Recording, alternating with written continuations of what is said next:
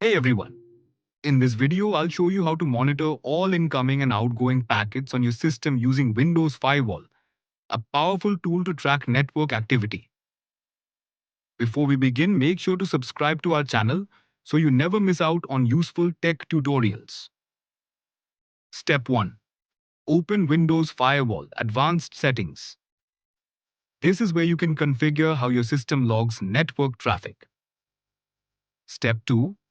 Access network profiles, click on Properties, and you'll see different network profiles: domain profile, private profile, public profile.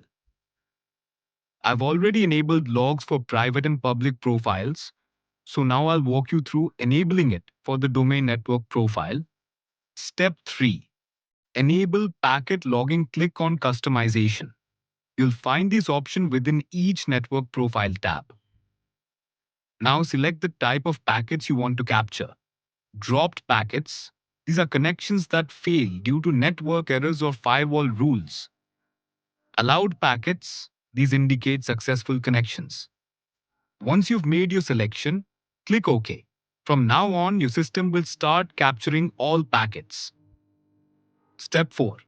Access the log file. Your packet logs are saved at a specific path. Important, you cannot open this file directly.